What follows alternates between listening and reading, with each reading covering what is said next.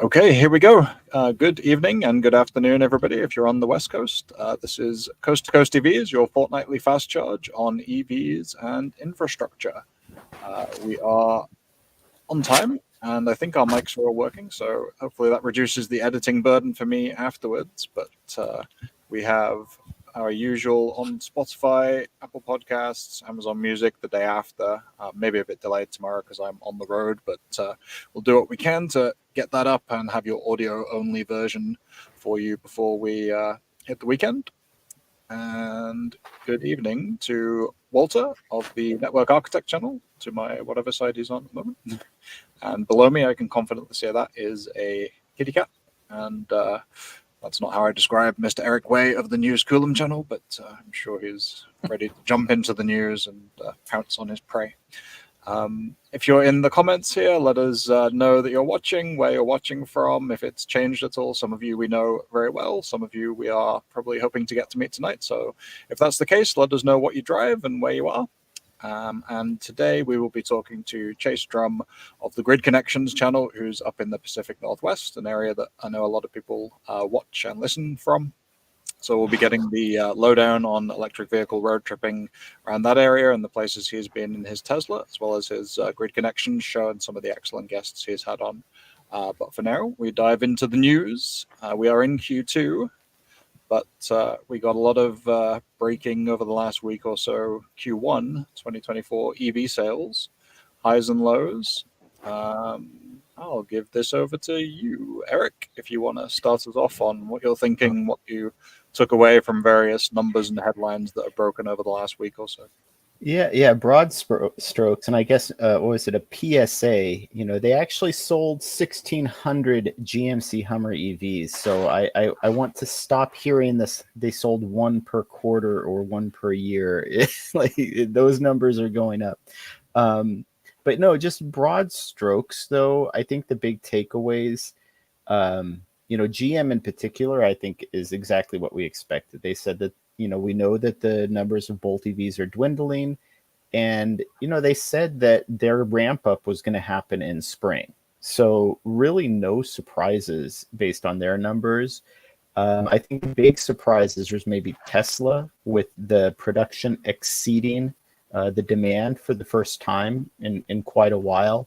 And I don't know if that's a temporary thing. I was mentioning earlier that I think someone maybe on Autoline News had mentioned this, that's an area where traditional automakers usually have their dealership network to absorb excess demand to sort of stabilize, right? When your demand spikes, you have excess inventory. When there's a lull, they can absorb excess production, and Tesla really needs to sort of figure that out, I think.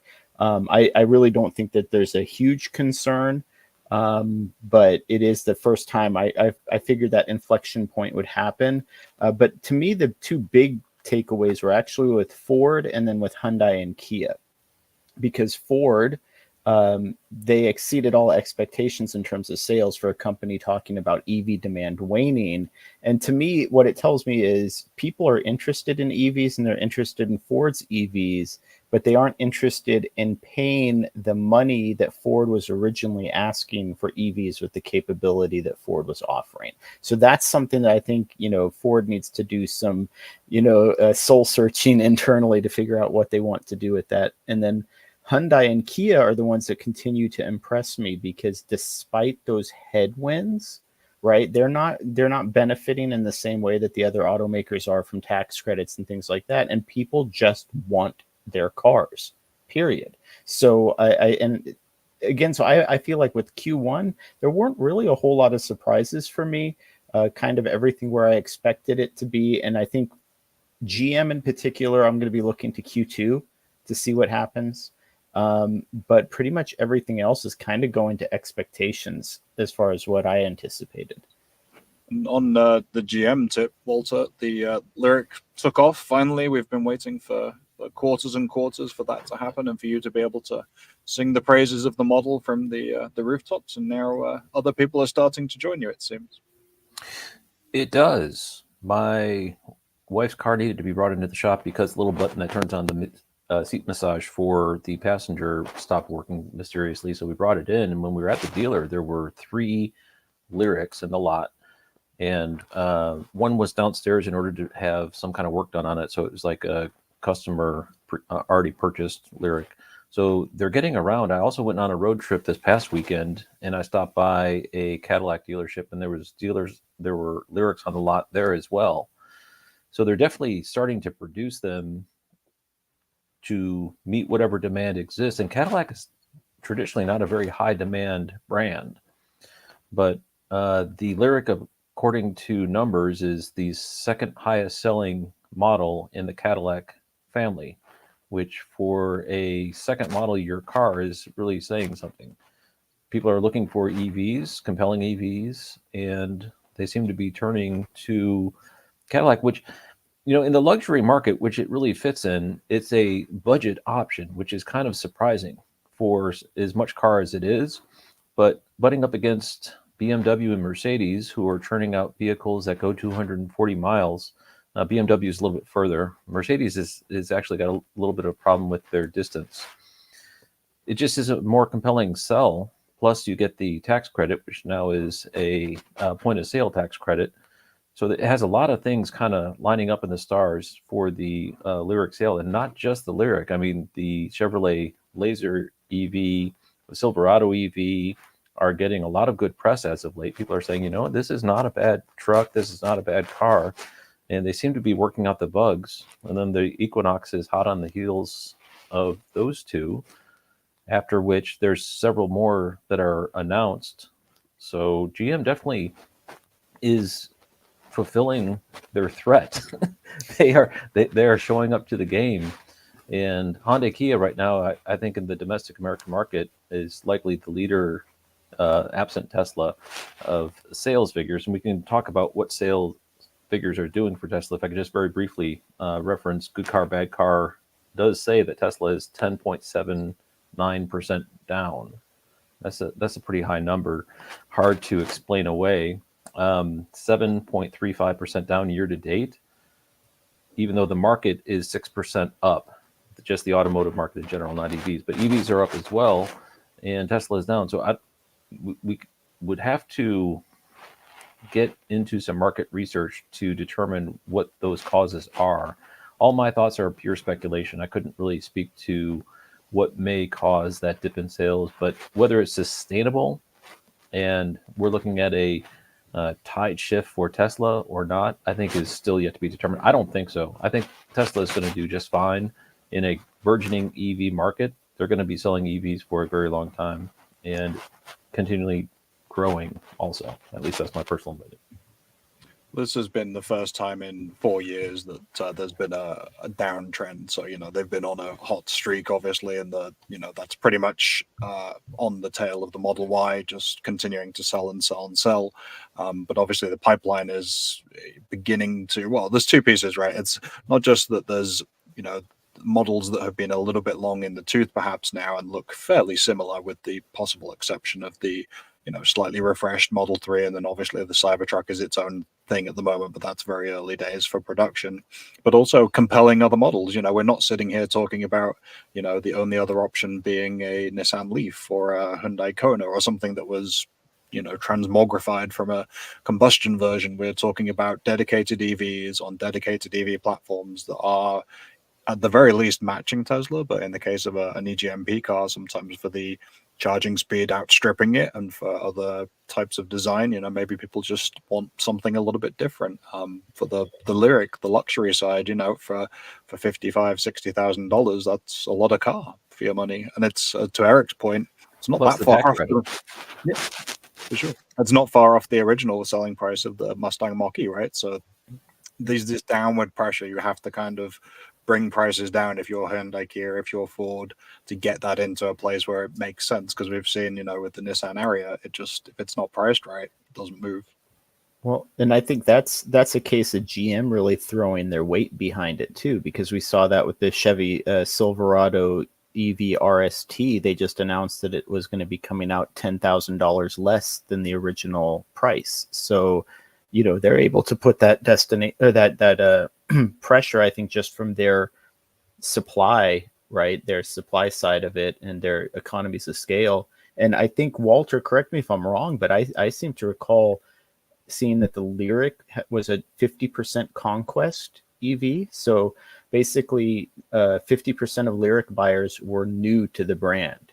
So Yeah, attracting a it's lot pulling, of it. it's pulling in fresh buyers. Outstanding. Let's see what's happening in the comments. Going to go around and introduce anybody who's here, or put your comments up if you've got thoughts on the sales and slumps that we've been talking about. Good evening and happy hump day indeed to the London Broiler, fellow EV dorks. We resemble that remark. Happy to be part of it. Leonard, good evening, regular, and our go-to for Francis Energy news and updates. Jay Donaldson, good evening. Battery Cat. Yep, Battery Cat is always watching. Drew Donato, watching from New York. Welcome. Todd, good evening again from Miami, Florida. Marquee, so happy with the sales numbers, I assume, going in the right direction.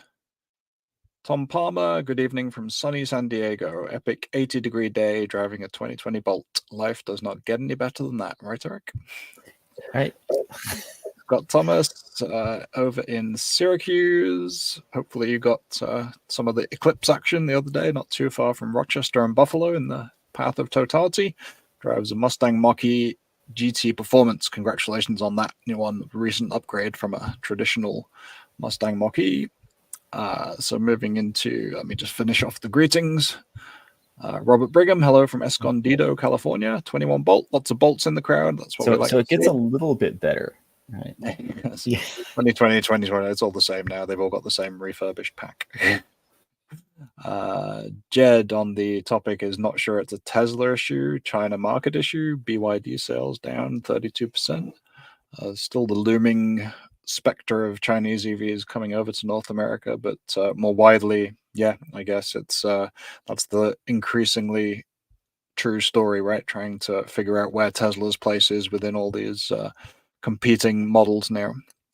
Leonard says, I hope Tesla's quarter is seen as a kick in the butt to listen to consumers, bring back the stalks, and redesign the Y to be more SUV-like. At least that's what I would want.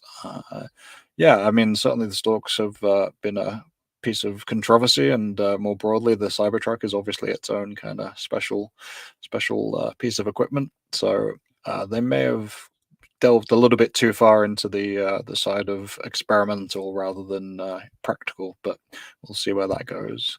Finishing up the comments here, Muskegon, Michigan. Good evening. Silence Do Good. Not sure if that's a pseudonym or a nom de plume, but welcome nonetheless. Scott says it was cloudy for the eclipse, but was able to see pretty well. And I think we've got some more. They keep on coming in. Dimas Alves, good evening. I hope I didn't butcher your name. Springfield, Missouri. Happy to catch you all live, and another bolt owner. Welcome. Very happy to have plenty of bolts in the chat here. Okay, so thank you everybody for chiming in, letting us know where you are and what you drive. I'm going to move on to our main topic today, which is EV road trips, and we are privileged to be joined by Mr. Chase Drum of the Grid Connections podcast. Welcome, Chase. How you doing?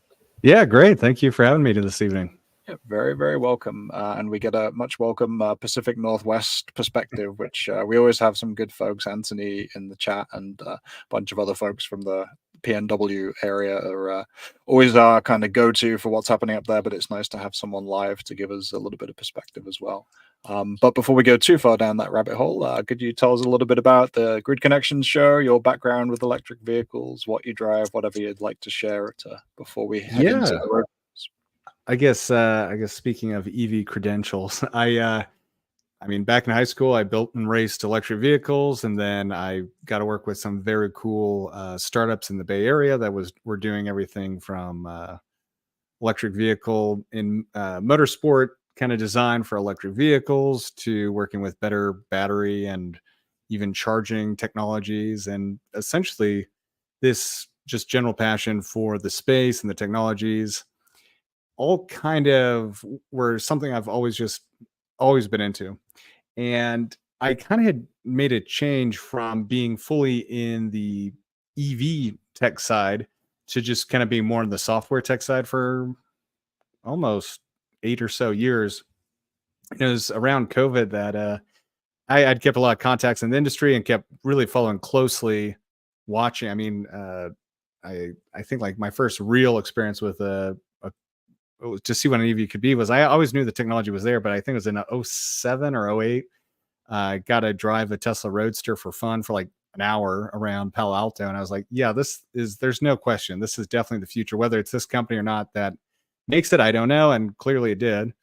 But then have driven kind of EVs off and on for the past decade, and now most recently I've got a Model Y. But long story short, it was around COVID. I was really bored, and a bunch of people that just knew me in the community were like, "Chase, you need to just start a podcast. You know so much on this topic, and I have been told I'm very good at being charismatic and also just kind of educational. A lot of complex topics to make electric vehicles and electric vehicle driving and just clean, sustainable transportation, along with renewable energy, very approachable." And that's kind of really what kicked off the Great Connections podcast. So it's really focused on how we're seeing the evolution of clean electric transportation, the growth of renewable energy, and how our modern electric grid connects all of those things together. Yeah, and I do love that the this intersection of energy, electric vehicles, charging, all the thing we go down the rabbit hole of charging and the actual infrastructure, but it's a lot of the stuff that's behind that and kind of supporting it as well. My favorite recently, although there's a lot of good folks on the show, was Rustam Kocher. I'm not sure how Yeah. you say his name, but just like so much depth of knowledge, it seems, from the fleet and trucking side, that you had two like hours worth of content. It looks like you did two parts there. So very, very entertaining show. Lots of knowledge there, and well worth diving back into for anyone who's kind of looking at that fleet's truck electrification side, which is going to be huge over the next couple of decade really. Yeah, thank you. No, that's totally true. Rustam, yeah, it's an interesting name because the way it's spelled, and he is American himself, but it's a German name, and then he worked at Daimler, and so the He's in German, Portugal now, right? yeah. Now he lives in exactly now he lives in Portugal, but he pronounced it Rustam Kocher, but it's and working at Daimler, they pronounced it the correct German way, which is Rustam Kocher. Yeah, so that, but I mean, totally a fascinating conversation. And yes, it became two parts. One, due to my own just kind of geeking out about electrification of Class 8 semis and fleets in general. But two, there was also just a weird recording glitch. So what was happening was it was saying that for every 2 seconds I was recording, it was 1 second. And so I saw it. I was like, oh God, it's been 40 minutes. It feels so much longer than the normal conversation. So I'll keep going. But in the end, I thought I'd only record an hour. In reality, it would actually been over 2 hours of content. So I had to split it up. But yeah, that was a great conversation. I felt like I knew quite a bit, but he is just on a whole nother level and learned so much out of that conversation. Yeah, I think that's always the benefit of having guests through, is you get so many people who are just like so much deeper into their little piece of it that you really get to kind of, I know that the folks to my left here love to grill the guests, so I don't know if they'll have stuff for you later. Bring it on. Yeah. So our main topic today, I don't know how the weather has been where you guys are, but it's really making me break out the pop punk tunes and drive with my windows down in Massachusetts here. So road trips are on the horizon. Spring is kind of the start. We get into Memorial Day and start moving into summer plans. So I'm sure everybody's starting to eye up the different routes and places they might want to visit. Why don't we start with maybe your most memorable road trip, Chase, and then we can go around the houses here and kind of just talk about our road trips from the past, and then move into what we're going to see, what we think we're going to see, I guess, in 2024. Yeah, God, most memorable. That's a hard one to choose. I guess for a little further context, in July of 2022, I upgraded the car I had to a Model Y, and in under 18 months, I put 45,000 miles on it. And I think probably the most memorable was it wasn't that big of a road trip. It was only about like 500-600 miles, but I drove essentially from where I live in Bend, Oregon, which, if you're not familiar, is kind of a small ski town, very similar to even though Oregon gets a bad rap, people think Portland rainy, which is very true there. we get about 300 days of sun, and if it's not sunny, it's likely snowing. So very kind of similar to Denver or other parts of Colorado. So fun little ski town here, smack dab in the middle of the state. And in my first real true road trip, I had decided to help locally a shelter that needed to have a dog transported down to a little near Redding, California. And so I took kind of this wild, I went essentially down through Mount Shasta along, cutting down 97, then over to I-5 to drop off the dog. And then I took a very out of the way road trip back through what's known as the Oregon Outback. And as silly of a name as it is truly remote and a very beautiful part of the state. And one of the reasons I love this state is just because it's, I think, one of the most diverse. You've got like truly desert in the southeast of the state, which you drive through when going through the Outback, to obviously the coast, mountains, and even technically rainforest with kind of near the Portland area with how much rain they get there.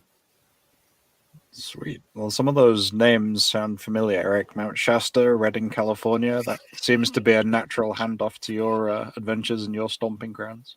Oh yeah, definitely. The most memorable road trip, huh? I'm gonna have to narrow it down because that's. I know that's the trouble I was having. Yeah, that's a huge challenge. Maybe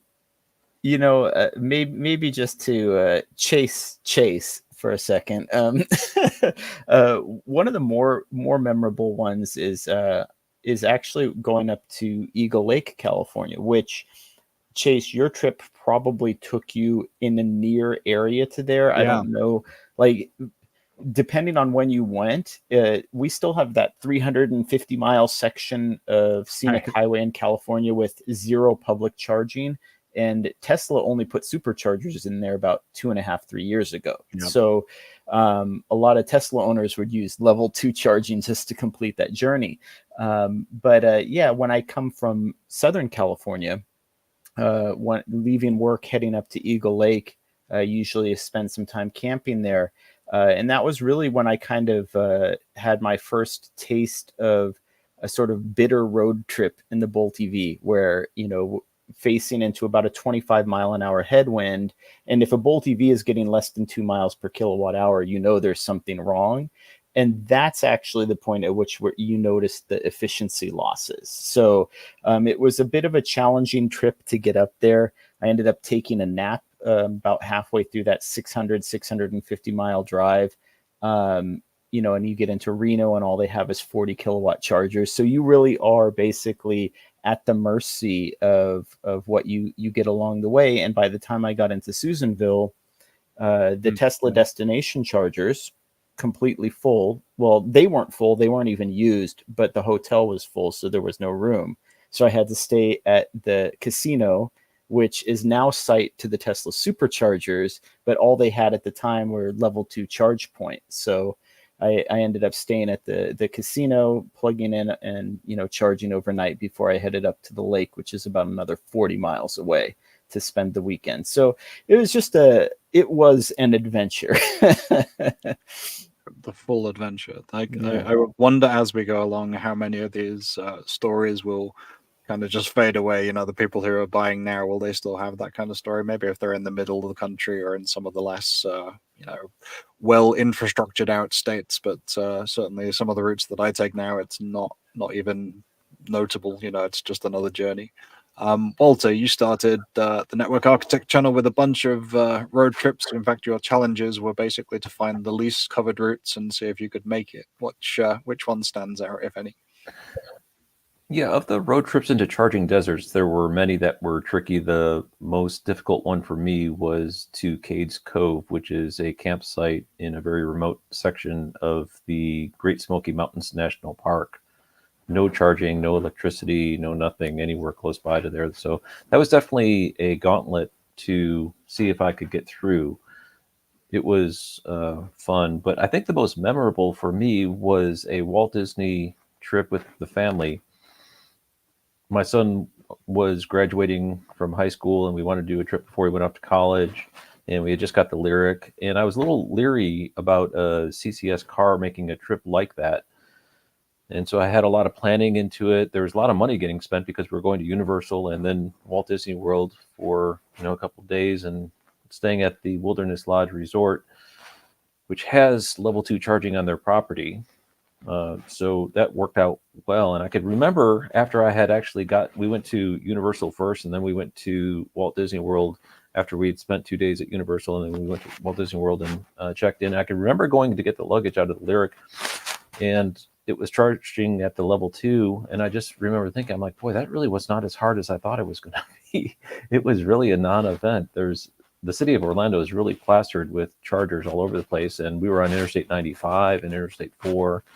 So there was chargers all over the place, and then I'm just like, well, that was easy. And so for me, that was really an eye-opening experience, that in an electric vehicle, if you stick to the major corridors, it's really a non-issue, Tesla or non-Tesla.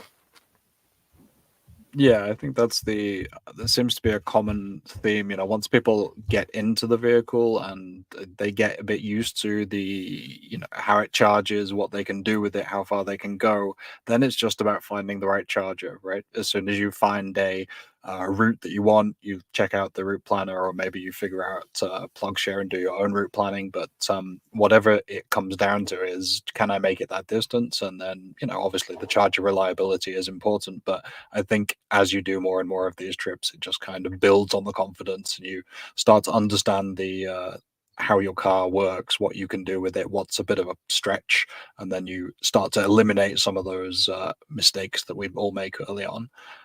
For my part, I guess I have to go with going down to Austin. I'm stealing one of Tyler from the Average EV's anecdotes here, basically, because it was from Boston to Austin, and he is from Maryland to Austin in his example.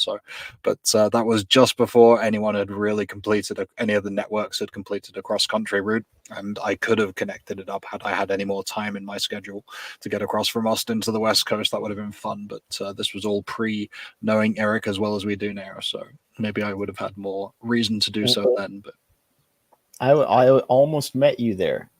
Yeah, you were heading to go down, weren't you? Yeah, and I just it was sold out, no tickets left, and so I couldn't. Yeah. So that was the longest trip, and it's on the channel though, so it's easy to watch. But my kind of segue to the next piece before we hit some other people's examples here would be just that common run that I always do from Boston to Cleveland. In the early days in the Bolt, getting across, and staying overnight, just having to stay overnight because the 300-mile stretch across upstate New York was just not accessible, no fast charging at all. That wasn't Tesla superchargers, and now doing it in half a day is just fine. You could take your pick of stops off the interstate. It's pretty much where you want to go, and it's that kind of idea of every 20-30 miles there will be a charger almost. But that's kind of the route that brings me on to 2024, and we'll get into that in a sec here. Let me just run through the comments of people's memorable road trips. Leonard piled on the miles early with his Model 3 as well. First a trip to Kansas City to pick up the car, then a trip to Austin, trip to Florida, and a trip to Virginia, all pretty soon after getting it. That sounds a lot like Chase's 40,000 miles in the first 18 months there. Yeah, I've done the Florida from Oklahoma trip. That is a long trip. You got to get on Interstate 10, then you got to work your way over. Yeah, the first, this may be true of all first-year model EVs, but a lot of people, when I was looking for the Ioniq 5, there were massive markups, especially where you are, Chase, in the Pacific Northwest and down in California. Yeah. And a lot of people came over to a dealership in New Jersey and then drove back across the country with their free Electrify America miles, which again was another one of these. Well, people say you can't travel on CCS, but these people seem to be doing it pretty well for their first EV journey. Let's see. So as I mentioned, Tyler at the Average EV, definitely go and check out his channel. Lots of good trips there. But he has a solo road trip from Maryland to Austin, back home, but took the southern route and stopped in New Orleans through the 400 miles of fun. Yeah, that southern route, I don't think it was available when I was down there. So probably another sign of how much things have progressed since then. Robert Brigham, once or twice a year, heads from Escondido, California to Antonito, Colorado, 900-mile trip, whether I cross the desert on I-40 or I-10. Very good. That sounds like, well, the mountains as well. You're going to hit mountains there, right? So that's going to be an interesting and very scenic trip, I'm sure. And one more from Tyler. Big trip this weekend will be memorable. Denver to Maryland with my brother in his brand new Model 3 LR Roll Fresh. Great. Excellent. That is going to be one of the memorable ones, I'm sure. Excellent stuff. Thank you, everybody, for sharing. Keep them coming. If you have a road trip planned this year, that's what we want to hear about, because we are, as I say, moving into the main topic of what's ahead of us. So we want to kind of cover a wide variety of things here. Obviously, the landscape is kind of shifting as we speak. So we have Tesla adapters starting to trickle out, Rivian threatening to open the adventure network at anyone. Oh, there's an A to Z. There we go. All right, so you're prepped for the next section here. We're going to talk about the networks that have made up a lot of ground. I mean, we kind of take Pilot Flying J for granted now on this. Well, no, Walter doesn't, but we have the weekly updates, and it feels like we've been doing it forever. But I think they started, correct me if I'm wrong, around just after summer, right, or the very tail end. October. Yeah, so we're not something that was there in summer 2023. I don't think we'll get much from Iona before the summer, but you never know. You may start to see the first sites popping up, or at least on the map. Yeah, so let's move into the first of those, which Eric hinted at. Will adapters ease the burden? So this is a couple of different ways, really. One, obviously, the main one being Ford owners starting to get access to the supercharger network, and we've seen all the coverage. We talked to Liv and Patrick from Marquee Vlog not that long ago about their plans to use it in some of their trips. Rivian now, GM being the next big one, kind of in the wings. But also, I've just started to test. My in-laws are in town with a Model Y, so I was just doing a quick test on the CCS to Tesla adapter from EV Base, and that's kind of it's another one where they live now down in North Carolina. There actually isn't a Tesla supercharger for about 40 miles, and they have to go over to Virginia to be able to access one because they're off the main routes. So this is kind of they're able to go to the local Hyundai dealer and use the CCS to Tesla adapter to access the public charging network. So in some cases, there's adapters both ways are going to kind of help out, I think. Chase, as a Tesla kind of side of things, what are you seeing from either the people you interview, or how are you feeling about the kind of whether the superchargers can soak up that burden, or if there's going to be more of a challenging kind of period ahead of us here? It's a fair question. I mean, when it comes to just charger rollout, you can't compete Tesla's scale and price. And with just you look at even NEVI winning or NEVI funding and who keeps winning the most and then implementing the soonest. So I mean, I don't really have an issue with it. And I mean, I think there's some areas. Well, I guess what's interesting is the longest road trip I've ever done in a day was from Bend to Phoenix, Arizona, and that's about 1,200 miles. And there's a good section of that. You're essentially mirroring the border of California and Nevada, but you're on the Nevada side. And majority of those are version 2. And that would be great to see those upgraded because that just obviously helps with overall charge speeds and stuff when doing that road trip. But yeah, I mean, one of the things that I have seen be a bit of an issue is people thinking they can just go to any supercharger. And so it just creates a bad EV experience and not realizing that the older V2 ones don't work with a lot of or really any of the non-Tesla ones. But as far as seeing any or hearing too many issues, not really. Once again, it's like the more people using it, the more they're getting funds, the more they're getting data that kind of tells them where they need to put these things. So I've kind of been all for it. Right. And we just saw, I think, one of the biggest superchargers is going to go in down in Miami or somewhere down in Florida. Somewhere in Florida, yeah. They're not shy in coming forward about if they need to build some more, there'll be plenty of units for sure. Gigafactory. Walter, you've taken several trips in Tesla Model 3s for business, and you had Tesla road trips beforehand. What do you see the adapter kind of rollout being? Stable transition or a little bit of chaos before we find a happy medium? Yeah, and first let me back up the Yeehaw Junction supercharger that was going in with. It's going to be the new largest one with over 200. Boy, that really caught my attention because that is right at the junction of 95 and the Sunshine State Park, where the Florida Turnpike. There's a little area where it comes together and it's close to there. So that's really going to be an important station. Basically, like the middle part of the state of Florida with that place. That's going to be nice for people traversing from Orlando into the southern portion of Florida, Fort Lauderdale, and Miami. So I don't know. And also the concept of Tesla being the largest and their scale and the pace. I don't know if the future is going to keep that because Tesla is just one car company and Iona is 7. Each one of the 7 is larger than Tesla, and they're combining their purses to unleash just a ferocious installation. And I really wonder if Tesla will still be in first place come, I don't know, 2027 or so. So I think there's going to be many other players coming to the market with very deep purses. Walmart comes to mind. They have a pretty large footprint of locations they could build on. Mercedes-Benz is saying they're spending $1 billion between now and 2030.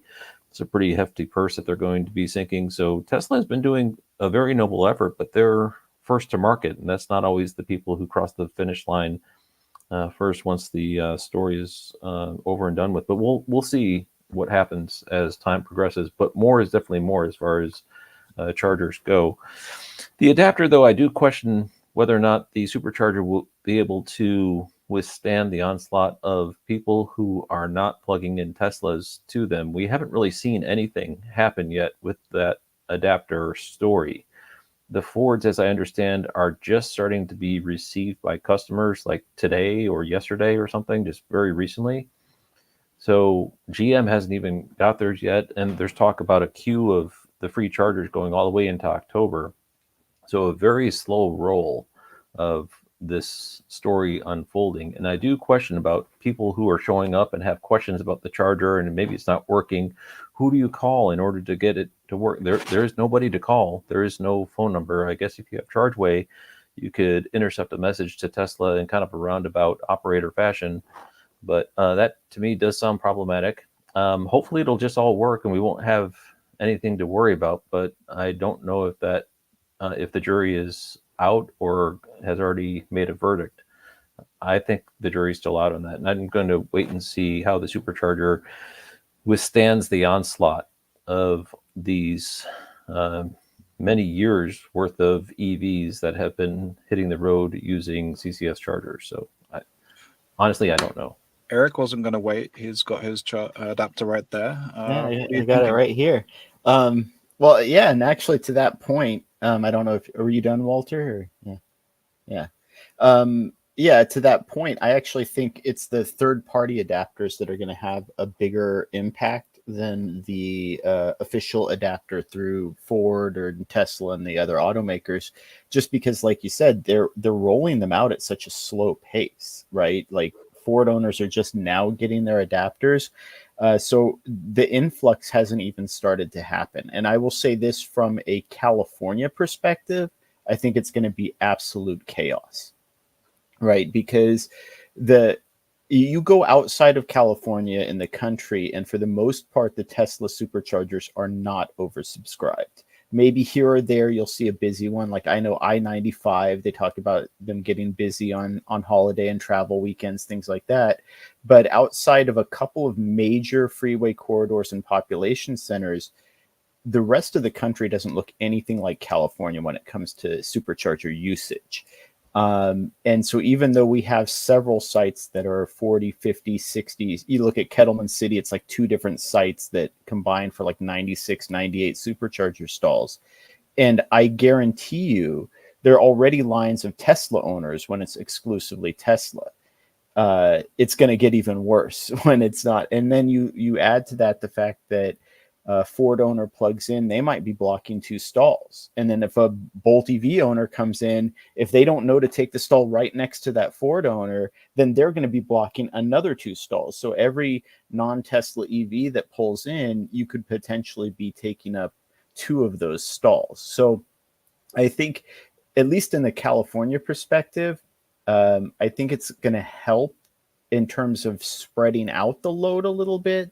But I worry that people who are already, in my opinion, too fixated on the supercharger network are now going to be even more so. And it's just going to exacerbate. It's what kind of like my personal belief is that the bigger you make a charging station, the more likely it's going to fill up, because the more likely people are targeting it to stop during their trip.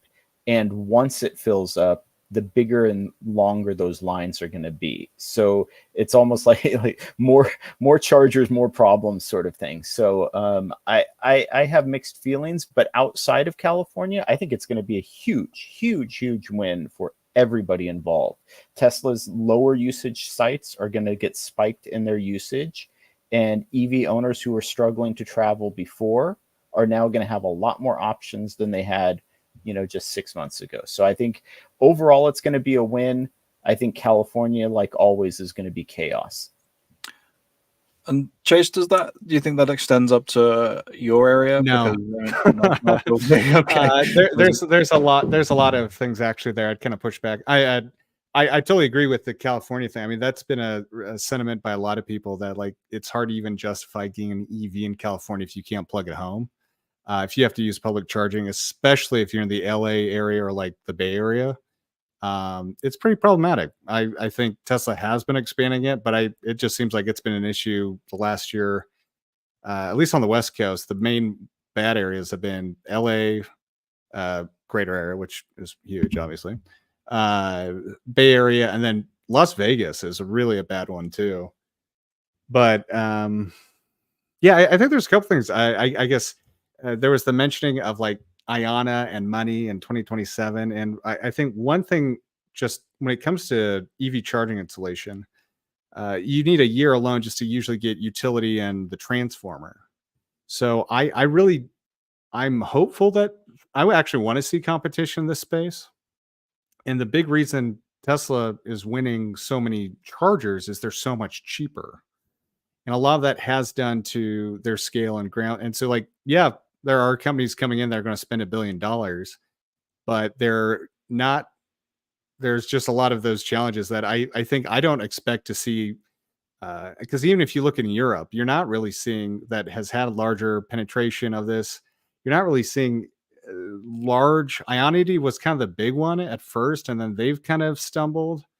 I think if we're going to see like true competition, it's either going to come from the Flying J's of the world or the like large. I mean, there's the other biggest issue is there's really no profit in that space selling electricity. I mean, someone had mentioned Autoline earlier, and they do a great job, especially if you look at the traditional combustion fueling industry. They don't make money on gas. They make money on hot dogs. Like the highest profit margin a gas station has, of as nasty as it sounds, is a hot dog. It's not in gas. That just gets people to your store to then sell and upsell stuff. So even if you're spending billions of dollars, you're going to have a strong, and this is what we saw with like Electrify America and others. It's like, it's a really hard long-term financial model, unless you are someone like a Tesla that has other means, or you can kind of figure out a way to kind of have the ongoing and minimize ongoing costs by having your own people internally too, which maybe Ionic can do. Maybe Mercedes can do that. But I've been cautiously optimistic that we will see any sort of strong, large, new company, like like Flying J and those, to make the transition. All they have to do is make the capital investment to install chargers at locations they already have that are already generating money. Whereas it's a much larger uphill battle for like Electrify America, for an IANA, for all these to get.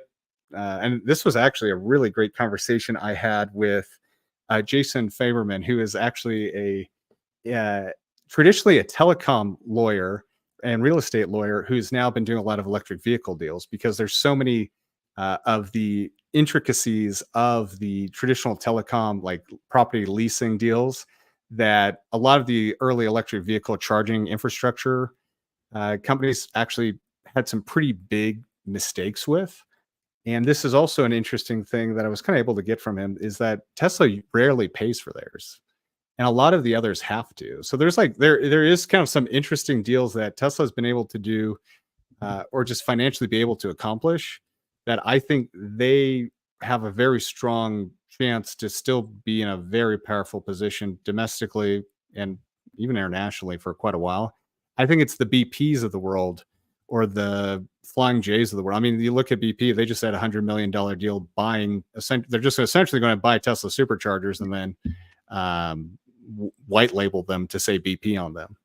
And I'm skeptical that there's going to be a large I think Iona is going to have a large push to it. I would be very surprised to see anything concrete until closer to 2030, given that it takes a year usually to get all the permits, to get all the stuff in the ground, how much it costs to actually have to source the transformers and all these other things from other companies. So I don't mean to sound bearish. I think it's all stuff that can be accomplished, but I'm skeptical to think that Tesla's not going to be in a lead position for quite a while, especially in the charging area.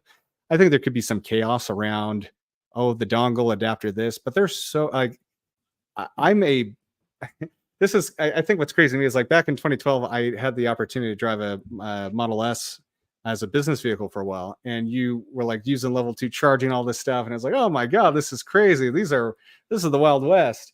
And then a supercharger went like, oh, they'll never build more of these things. And now to look at how many they've built over the last decade, and to see so many different electric vehicle charging infrastructure providers come and go, and I doubt that with what scale you need and the price point and the land you need for this kind of stuff and those kinds of long-term revenue sources, I don't think it's going to be an Iona that does it until at least 2030, just because you have to have the supply chain to do all this. Sorry, I went on a pretty big tangent there, but there's just a lot of stuff there that I'm very skeptical of, that I see it being and everyone I've talked to, at least in the industry, is like finally saying, yeah, now the Flying J's and those of the world are kind of like, there's actually a business model for them to make that capital investment. There's enough people driving EVs, and they have the land. They have already, they don't have something that you have to have such a huge capital expenditure on, and then maybe try and make a few cents off electricity. And when one of the big arguments for going to an EV is saving money on electricity, like it becomes a really hard thing to make pencil out as a business. So that's my 10 cents. Well, and I was going to say, because one area that I always want to use a little bit of caution, though, when comparing Tesla supercharger to the public chargers, is we hear V3, it's like $45,000 a stall or something installed. So it's really cheap, sounds really cheap, 250 kilowatt for $45,000, whereas EVgo 350 kilowatt charger costs $150. Well, the problem is it takes 4 V3 superchargers stalls to match one EVgo 350 kilowatts. So the numbers don't match exactly. So it's 2 stalls versus 4 stalls, roughly the same price and roughly the same power. So to me, that doesn't necessarily mean an advantage. Don't get me wrong, I do agree with a lot of what you said. I think there's some major issues with all of these charging providers. And the biggest thing to me is just hardware production. Even ChargePoint's talking about outsourcing to the Philippines to build their chargers because they don't have enough domestic production. So there's definitely challenges to a lot of these charging providers.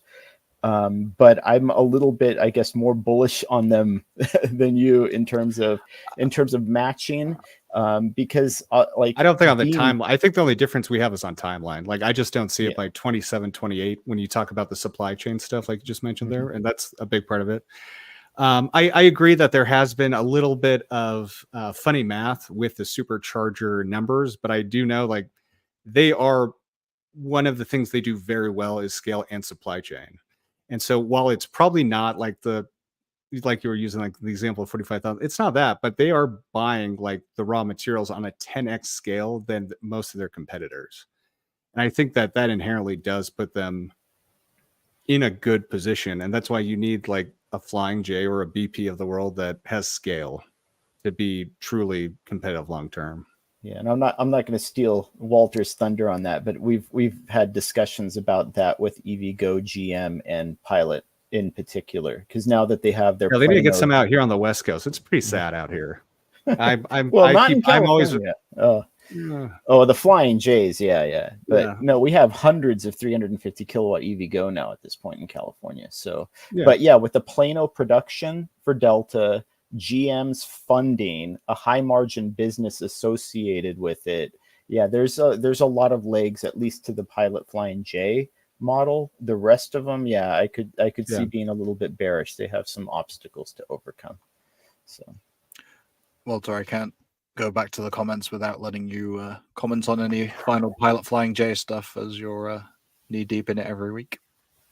Yeah. So the perspective I have is that the ocean is getting ready to boil, and everyone is coming with the same idea all at the same time. Convenience stores have an existential threat with the EV adoption, and they must install DC fast chargers. Now, when you're given an option, I just did a review of a Circle K about an hour away from me, and if you're given an option of going to charge at a Circle K where you walk 20 steps and you have a 24/7 staff convenience store in order to have all the amenities that gas customers have had for decades available to you, or you can go to a supercharger that has 12 stalls in the back of a shopping mall that's closed on Sunday. Eventually people are going to start to migrate towards the concept of amenities versus just raw survival mentality that the supercharger has basically been commissioned with as marching orders. And it's not just Circle K and it's not just 7-Eleven, it's everyone. I'm waiting for Love's to unleash, because Love's they just moved into, I think, the 3rd position for NEVI Awards, and NEVI Awards is only a small portion of the build.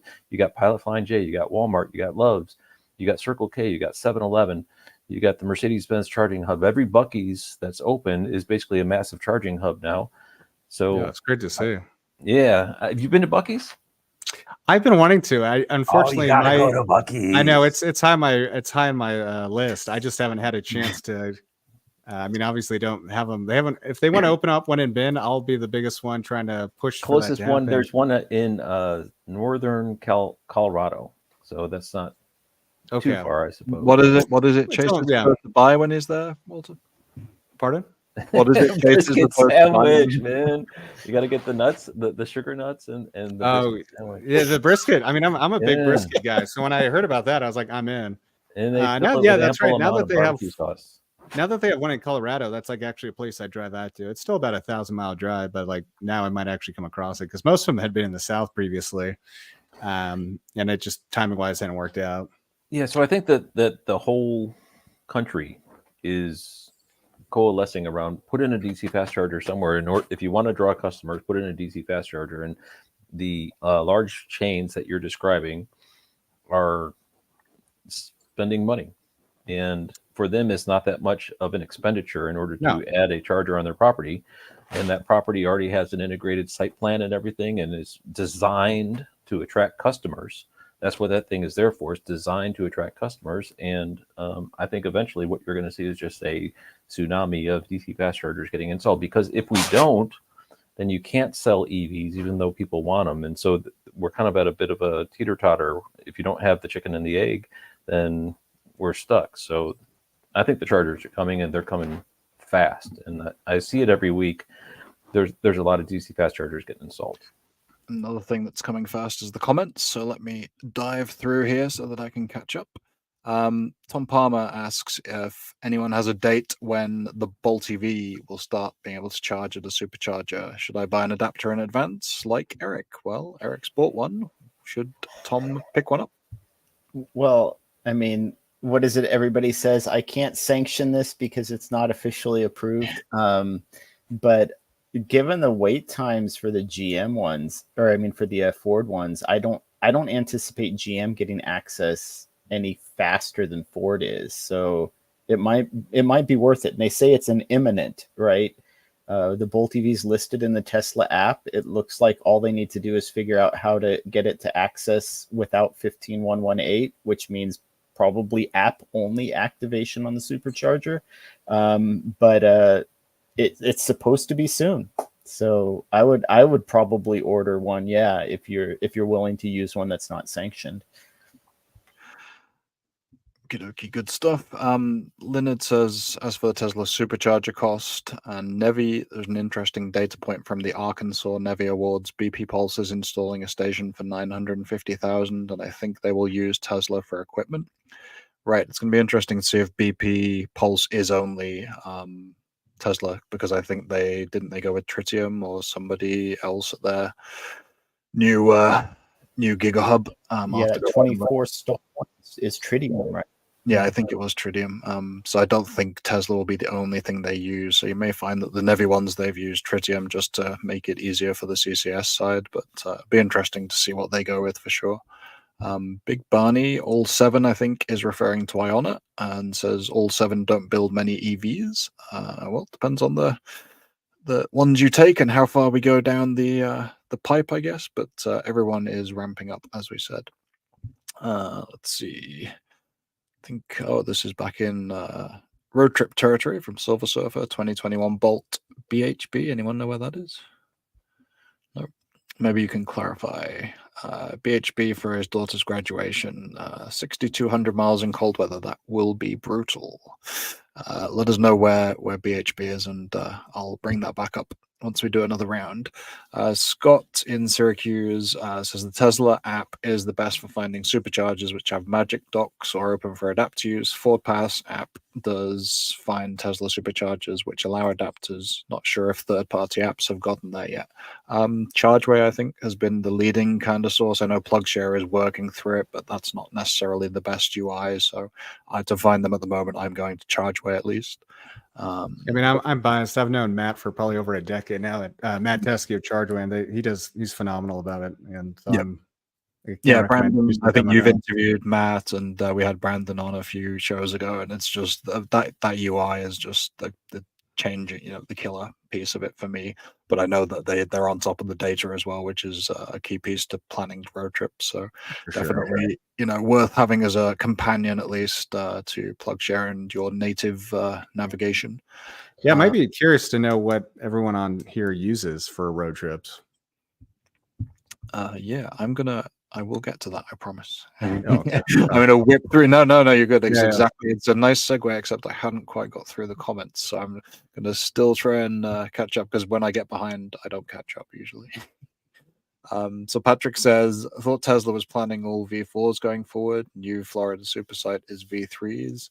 And the problem with the V4s is that they really are V3s in all but dress. They're kind of V4 or V3 is masquerading as V4s at the moment because of the power cabinets still being limited to the V3 levels. I don't have any information on when they're going to be true V4, and with V3 still going in, I don't know if it makes much difference at the moment, other than obviously the reach of the cable. And anyone got any thoughts on that? Well, I thought it can't be the V3 if they're getting NEVI funding. Yeah. Well, let's see. I don't think this was a comment on NEVI specifically. The Florida. Yeah, Florida. Yeah, super. some of them going in are V3. Yeah, because the V3 equipment lacks the requirements for NEVI funding. I will power say, I know some people have been very, and this would not be like trying to I drive Tesla, I'm all this.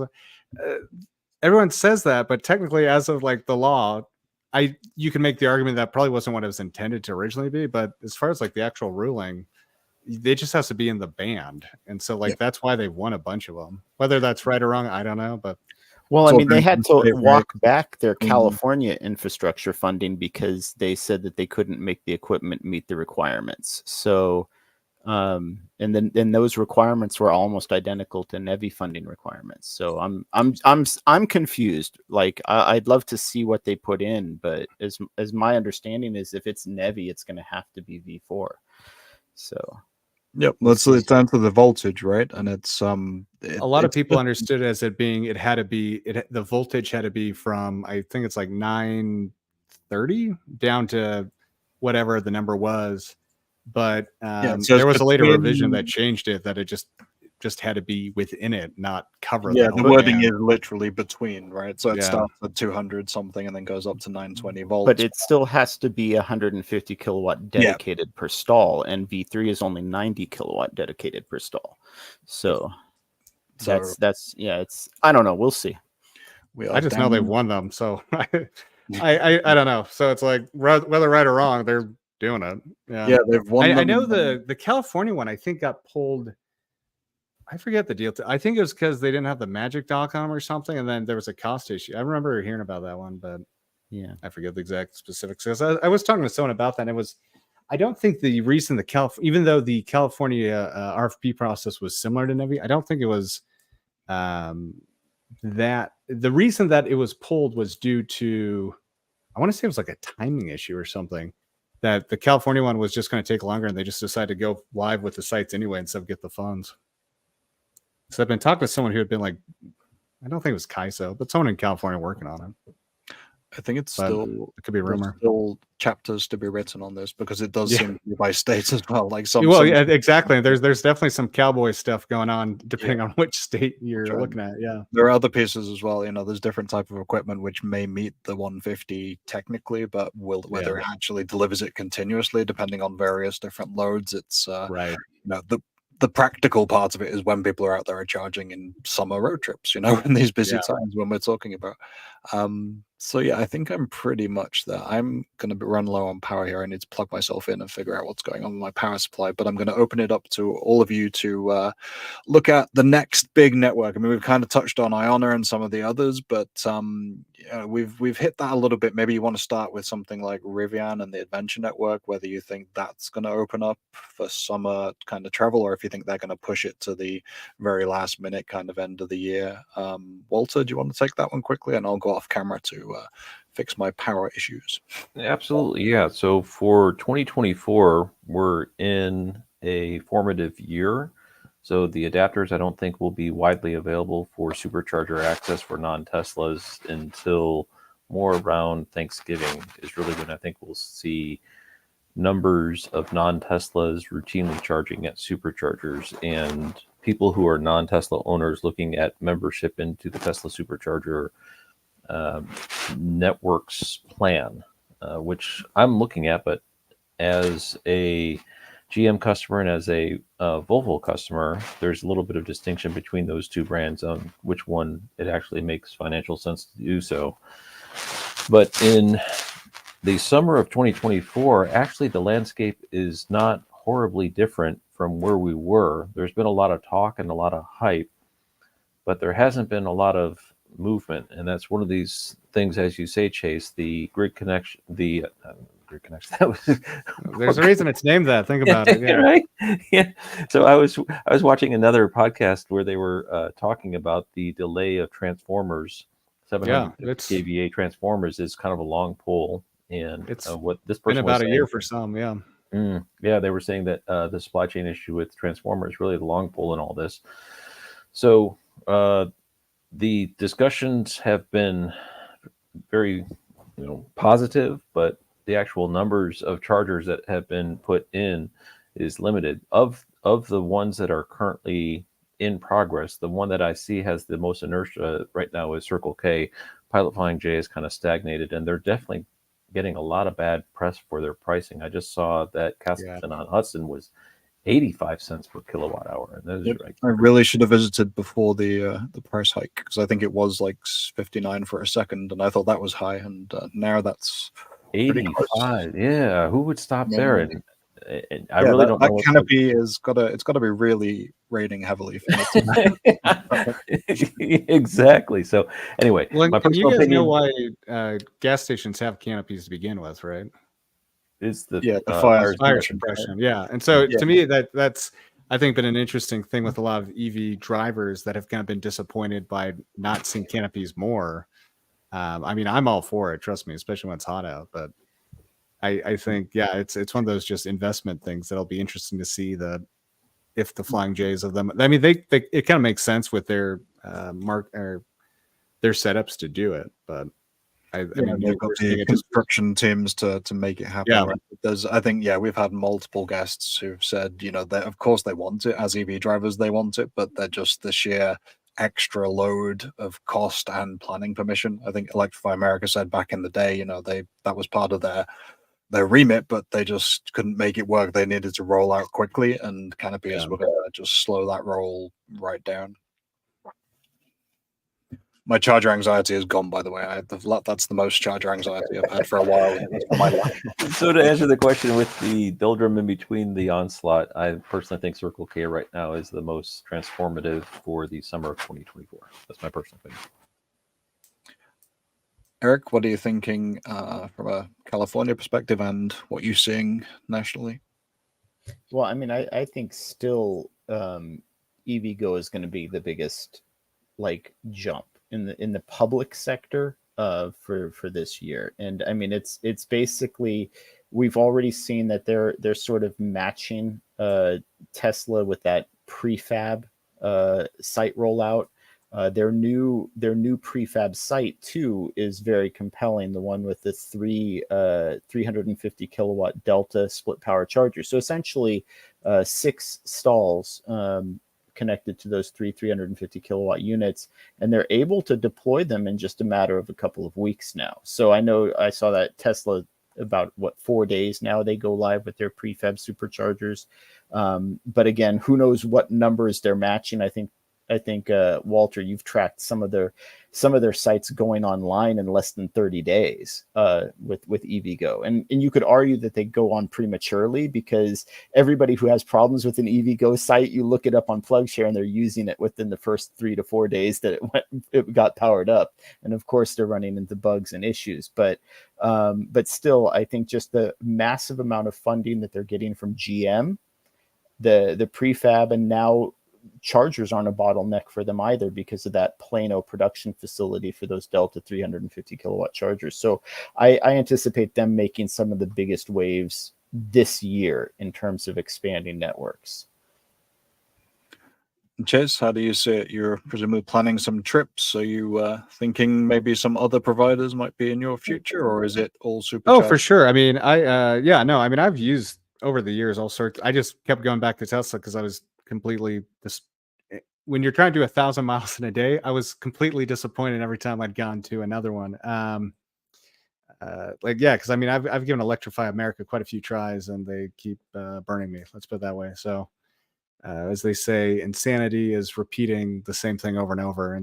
But honestly, if we're talking about summer 24, it's already April. So really, in the next month or two, what would make the biggest impact to an EV driver? Well, that's going to be sites that are live. So to me, what would be the coolest thing to go live the next couple of months would be the Rivian Adventure Network opening up. Just because financially, one, I think it'd be a win for them. Two, kind of going back to the comment about Flying J and Pilot and some of their success is really, and same with Tesla, they have their own teams. Like Electrify America and a couple of the others had struggled because usually they have to hire a local electrician for some of these locations. Versus having dedicated teams that are going in there making the fixes on like a timely manner. And Rivian does have a really good track record for having teams that are going in and making the fixes, making sure the hardware's live. And if it's not, they'll send someone there, even if it's Christmas Day. So I would say personally, it'd be really cool to see them open up. Just they've had really good reliability. They're not the hugest, but essentially if they were to say, yeah, we're going to open, as opposed to seeing more and more like having to go through the permitting and all this stuff, it would primarily be a software fix. And then you could have a huge network that's online within probably a month or so versus 1 or 2 here and there as they get the permitting and the construction, all that stuff done. But that's I mean, some pretty. And they have good power rate, good power output. Right. And in some pretty compelling areas, right? Then with the, yeah, that's true. They have that pull-through stall at, I think, pretty much every one of their sites has a pull-through stall. So you've got some interesting locations, as you say. You've got double digits at least, probably up to 50, 60 of them now, and whatever else comes online. So snap of the fingers and getting those online for summer travel would be pretty big. And I think what's really cool about them is more charges is good. I'm not going to argue that at all.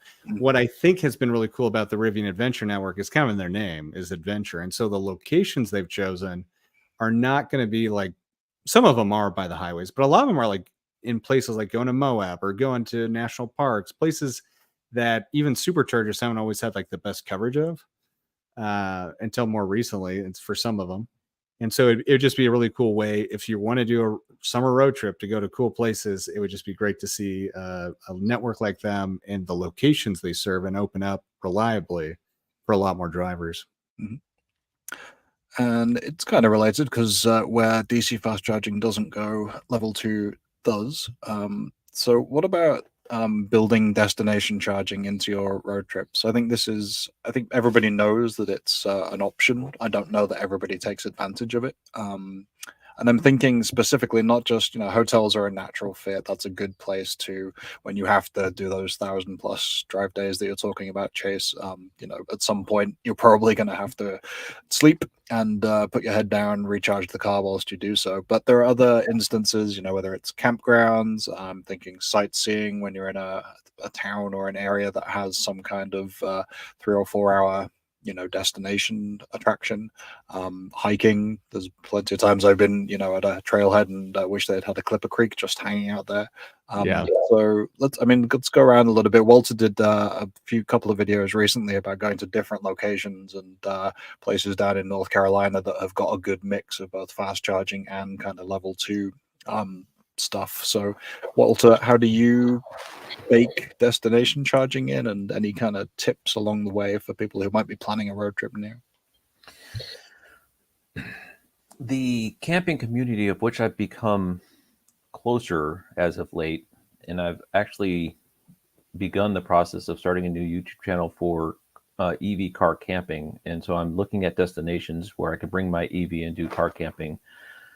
The camping community is increasingly frowning upon using campgrounds in order to charge EVs. And I've seen multiple videos where people have been woken up by angry campground owners saying, unplug your EV from my equipment and things like that. So as far as campground goes, there are campgrounds that have designated level 2 charging, and I think that's okay. But as an EV community, I don't know if the plan of using the NEMA 1450 at a campground that is designated for a trailer or a fifth wheel is politically smart.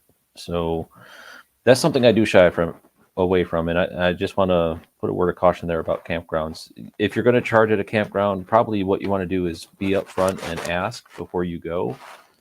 And also, if there's a designated space for an EV to charge, then you would want to use that instead of just the outlet that's at the campground. Word of caution there. Most of my travels during this summer are going to be camping trips. I have many of them kind of lined up here. Sweet. That's going to make for some good videos. But yeah, I think that's a good call out, actually, because I think it's maybe something that will slowly be consigned to the early adopter phase of trying to charge your electric vehicle wherever there's an outlet. I know Koa specifically had said, they'd had some signs up saying don't charge here.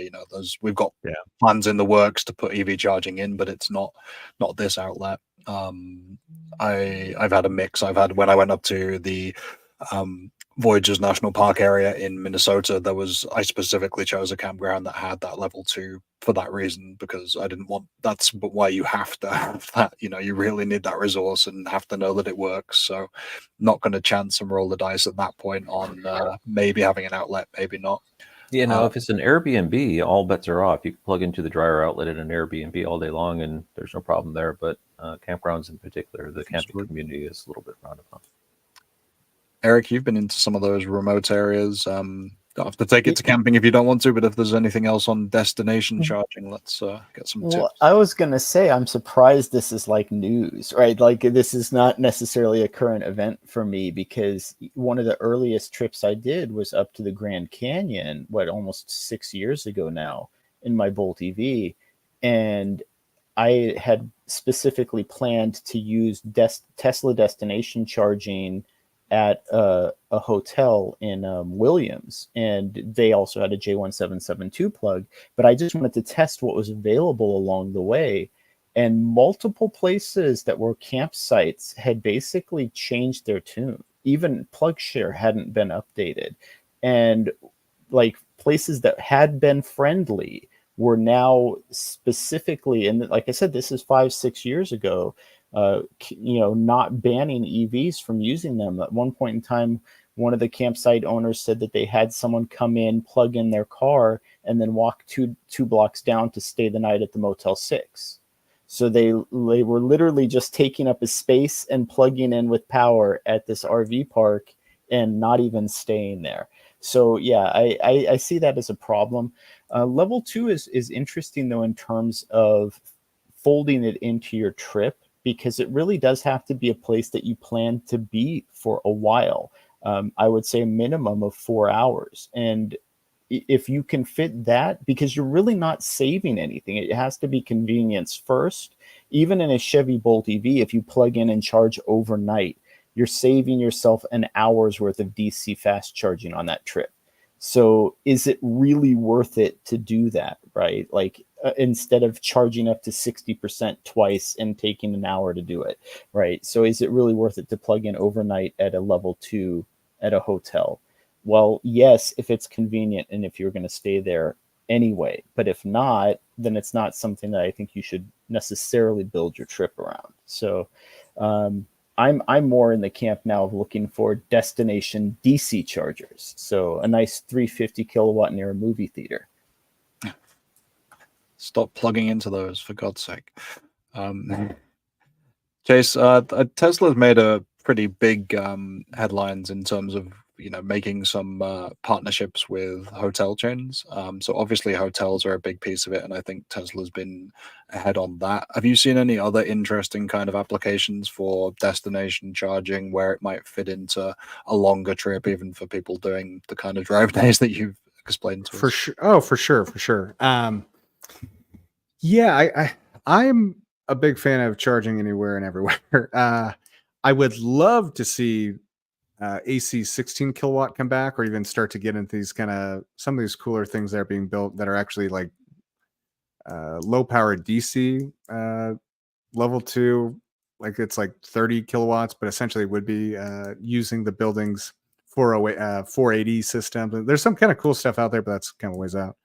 And I think, yeah, there's lots of that. So I'm trying to even figure out where I want to start. But yeah, with camping, I've definitely been to a lot of campgrounds, and there's definitely been a little bit of pushback. I have had a lot of people that are just like, where I've done it, and people are kind of like, they're not maybe skeptical or like kind of questionable when they see me plug it in.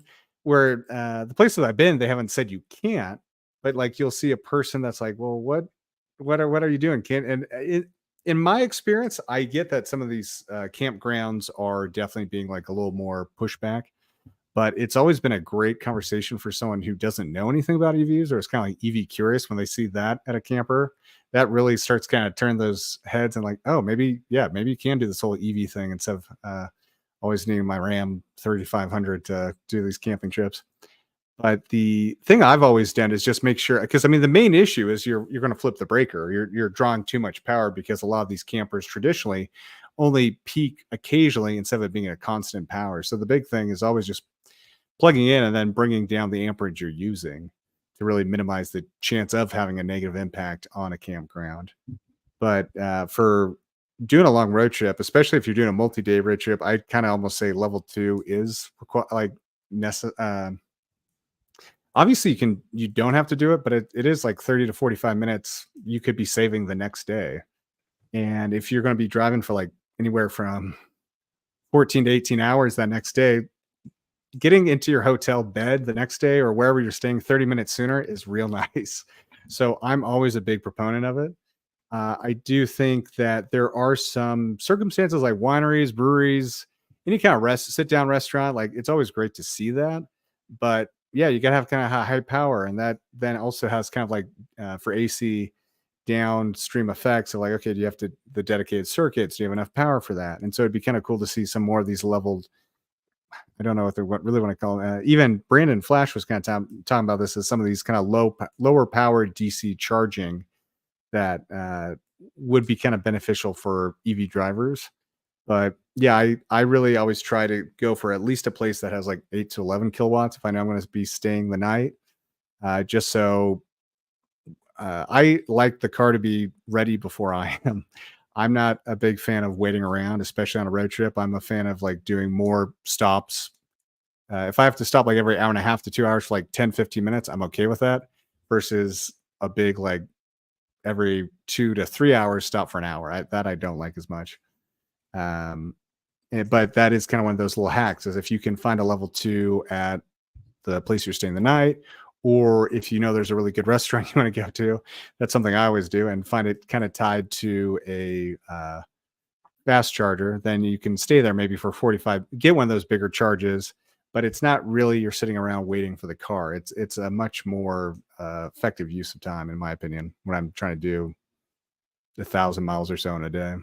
I think that's the key, isn't it? Really, it's what are you trying to accomplish? Because if it is purely about banging out the miles, then that it really can't have any wasted time. So actually waking up to a full charge, going as much as you can that first Get stint, that big first stretch. Cranking out. And then by that time, hopefully you might be ready for lunch or something. So it's not as noticeable. And I mean, I don't know, maybe I'm jaded, but it's like I remember the dark ages, like back in 2012, 2013, when it was all level 2 chargers. And I did do some trips that way, and I'm just like, no, I paid my dues. I served. I'm not going back. More. Exactly. I'm not doing that crap anymore. You should have got a Volt. You wouldn't have had to do it back then either. I didn't. Only level 2 then. I like fun cars. I'm gonna leave it at that. Not to start any hate. I'm not. I think the technology is kind of cool. I'm just not a big fan of that car. It's not going to keep going. Let's see.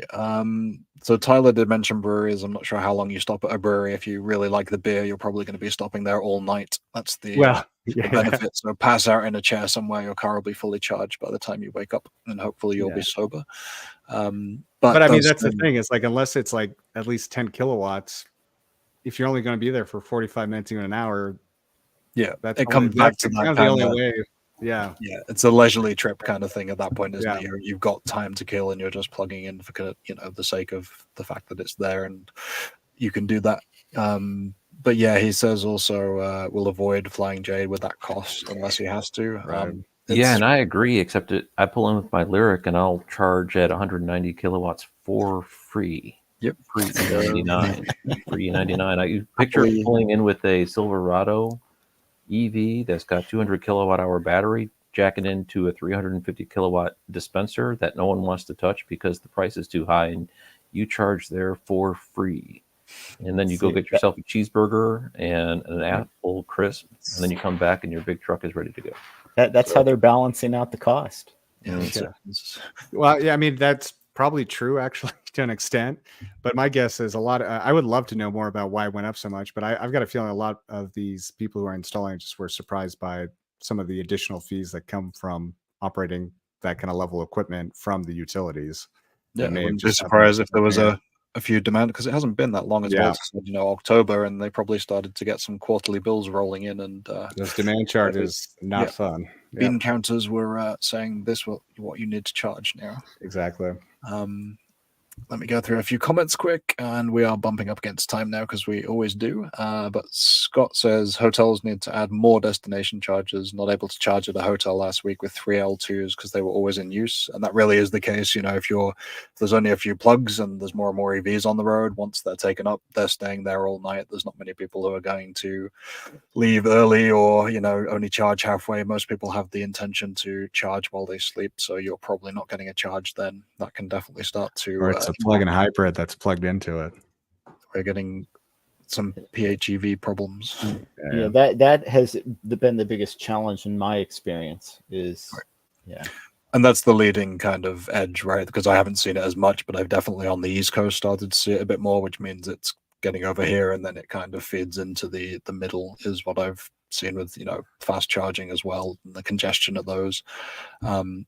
Leonard mentions the Naxon 277 volts level 2 chargers, moving things up a little bit. That is definitely going to be a piece, and you also start to get some of the curbside charging advantages, which city charging was one of our topics, but I don't think we're going to hit that tonight. So such is life. Golf courses was one, definitely. That's a long day there, so 4 or 5 hour rounds, cars not pulling out of the time. Got to charge up the carts. Yeah, themselves actually. It's going to be on a separate thing. Tyler says 48 amps minimum, level 2, and low power DC. So everyone seems to be on board with some different DC options at the destination kind of end. Brian, who we did not say good evening to, but thank you for joining us whilst you were here. He's up in Minnesota, and that's where I've been able to take advantage of destination charging the most, I think. If I missed anybody, I do apologize. I'm going to try and round us out here with the last kind of piece that I had, which was predictions for the EV travel season coming up. We've touched on it a little bit, gone around, but I guess kind of quick hot takes on whether we're going to see endless congestion, disastrous headlines, and this will set back EV adoption, or if we are kind of on the right path, maybe a few teething problems. But what do you generally see coming out of the next 6 months worth of EV travel and any headlines that ensue? I'll start with Eric. Utter chaos. You know, I had a great time actually watching the out of spec. They did their coast to coast race with the pickup trucks. I thought that was great. Bearded Tesla guy also did a really good perspective from the Silverado side. But to me, the big takeaway was the grid just isn't ready, or not the grid. I shouldn't say that. The charging infrastructure isn't ready. Because you're talking between the Cybertruck and the Silverado EV, it kind of demonstrated that these charging sites, Tesla, public charging site, Electrify America, doesn't matter. They're just not ready for these big battery, fast charging trucks to be hitting the market. And we're going to be seeing a lot of them hitting the road.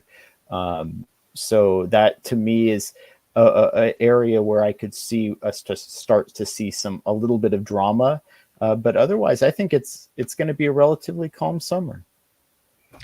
Chase, how are your predictions shaping up? Yeah, I mean, I think, if we're talking about just this summer, I doubt there's going to be that many Cybertrucks or Silverados and on the road. We already got quite a few Rivians, and I don't think we really quite see that just yet.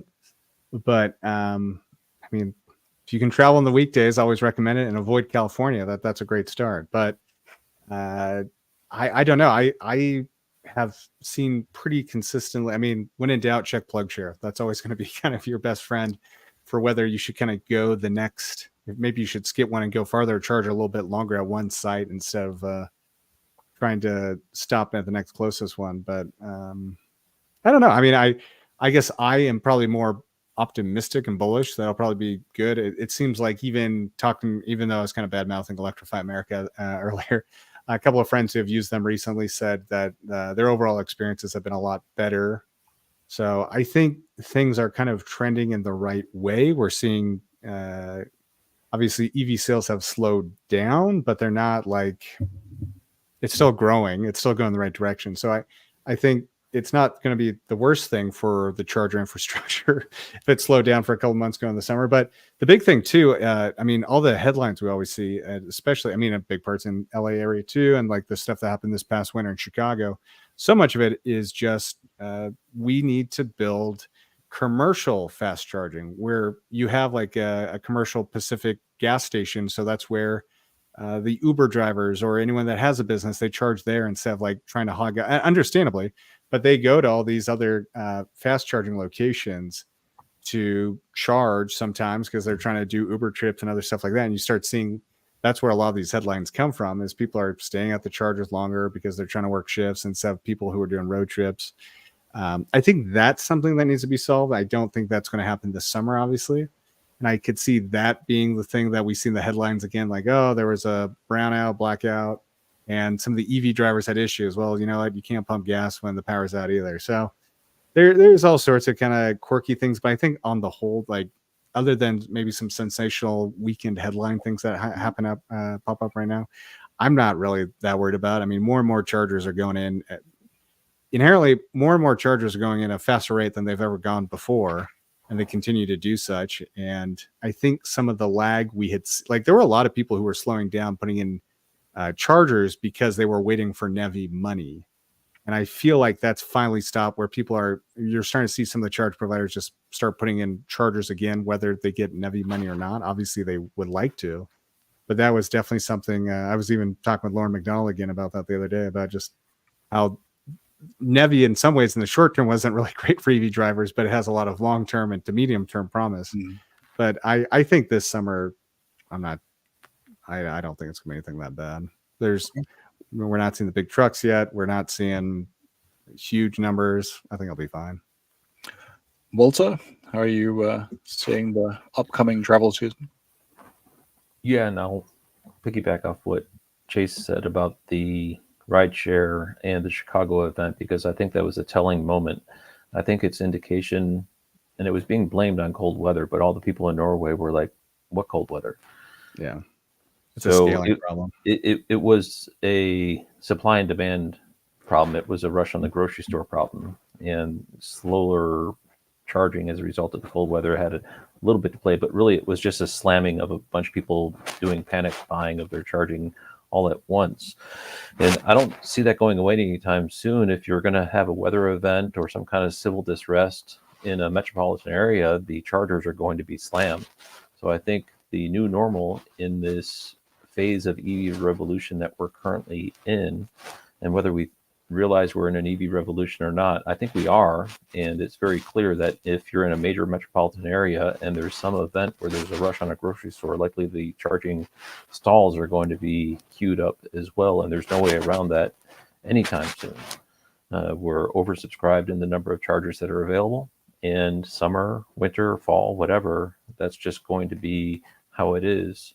And we'll have to run off to rural areas and charge up, and then stay at hotels or whatever, or come back into town.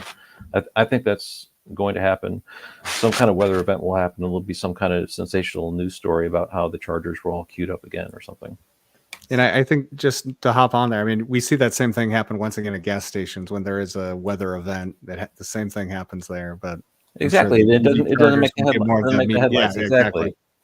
Just keep enough energy in your battery to get out of town. Yep. There you go. How far can you get to where the chargers are working or not crowded up? Exactly. But no, for sure, that's all valuable points, and there's a few kind of things we can use to tie this up in a nice bow here with your comments. And best to drive on weekdays, as Chase had mentioned. Many stations full on weekend yet. Same goes for big travel days like Memorial Day, the holiday weekends, that kind of thing.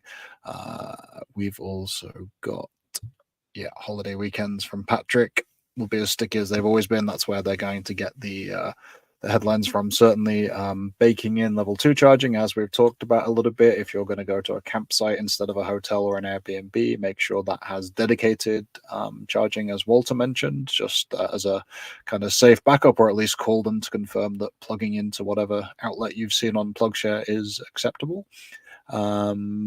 Making the most of convenient charging options that are in places where you're going to eat, or where you're going to stop for a stretch break or walk the dog, those kind of things. Check out the amenities around it is probably the best tip we can get, which does bring me back really quickly to Chase's question of how do you plan your trips, which apps are we using? You can give me a quick potted piece of that, and then we'll wrap it up.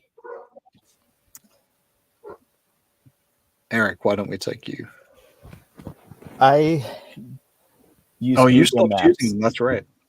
I don't use route planners. I don't use any of that. I just put my final destination into Google Maps, go the direction that it tells me to go, and when I need to charge along the way, or if I need to do something along the way, I find a charger near one of those venues. Voice commands through Google Maps. Usually, though, I'm keeping a pulse check with PlugShare anyway. So it's kind of unfair to say I don't use anything. But yeah, it's basically PlugShare to make sure I understand what the infrastructure looks like in my area and region. But when I'm actually traveling, it's pretty much exclusively just Google Maps and voice commands. You'll have to get a hat because Anthony says you're a cowboy. Good times. Walter, you are a planner, and I think you called yourself a Type A. I don't think Type A American, that's right. Yeah, I use Google Docs, and I have every single possible option for charging spelled out in the Google Doc. And I go in and I don't know. I do similar to what Eric does as far as trying to just let the day unfold, but I have my options spelled out in the Google Doc. That's just what I do. And for me, it's not a chore. It's kind of like it's part of the adventure. The planning for me is an enjoyable diversion. Okay. Chase, are you just plugging it into Tesla and doing what it tells you, or have you got better strategies from your years of experience? Yeah, I mean, I'll definitely check that out just to see where there's some level 2s or superchargers. But my probably go-to one is always a better routeplanner.com. Um, a lot of the time, I just kind of wing and go. But if I'm going to do like 1,000 miles in a day or something, I'm always curious to see what it recommends, uh, just kind of in advance of a trip I might be going. Because then you can do Google Maps, and I do that definitely the day of, and especially like using Waze for any traffic stuff that might pop up or change why I would go a certain way. But depending on charger locations and stuff, you can shave an hour or two off by kind of taking a weird way that normally Google Maps or someone like that wouldn't recommend. But you're able to like actually use more effectively the chargers to kind of stay in the right charging bandwidth. So you're stopping either, hopefully, both frequently and also staying there a lot less. But yeah, and then so like day of probably Waze and maybe PlugShare as a fallback. That makes sense. I think I don't know if my advice will be any use because I'm always trying to stop in at weird chargers just because I will either film a video or post pictures on PlugShare. So I don't know that you want to stop at every single charger along the way. My wife already makes fun of me for looking at holes in the ground. So I don't know that I have anything to pass on. PlugShare is it's funny you say that actually, because that is kind of the beauty of PlugShare is not only the charger location, but it can lend yourself to finding really hole in the wall things or going on new adventures you had never planned on that are pretty entertaining. So This that's a is benefit true. of it for sure. That's an excellent place to end it. I think these, the road trips, as much as you might want to kind of crank out all the miles, sometimes it's just fun to pick a random little site Exactly. and something that looks a bit Nothing odd venture. and go and see the biggest moose in the Midwest or the old country Exactly. store that has some kind of voodoo priest in the back or something. All right. Excellent. Chase, thank you so much for joining us. My pleasure. Thank you, everyone. You see grid connections thank I can you, put up Chase. here. You can connect with you on YouTube, obviously. There's, I'm sure, I don't know if you want to point anyone else to any other platforms that they can find the audio version specifically. Yeah, our website is gridconnections.fm and YouTube's a big one, but by far, it's an insane amount of people who listen to us on Apple Podcasts, even though we record the video. So very few people actually listen to us. It goes like 90% listen to us on Apple Podcasts. And then there's some people on YouTube, Spotify, and then it drops off. But we're on every podcast label you can think of. So type in Grid Connections on your favorite platform. You will find Chase's excellent weekly or bi-weekly or whatever, as you've got the time to do it. There's definitely it's usually weekly. I just started a job at a flight school, so it did kind of change. There was a couple weeks I had to skip, but we're trying to get back to a weekly cadence. Even if not, there's still like 30 or 40 episodes, right? So people. That's true. Good backlog. Yeah. Excellent. And our regular folks, you can see Eric's adventures in the Bowl TV and around California at the News Coolum channel. Google that or YouTube that. Walter is producing prodigious amount of content on the latest DC fast charging updates and his trips in the Lyric and a bunch of other good stuff. So go and check out Network Architect channel. You're already on Plug and Play EV, so you don't really need to go and search for me. But if you haven't hit the like button already, please do so. And thank you for joining us for another fun show. Cheers, everybody. Thank you. Thanks.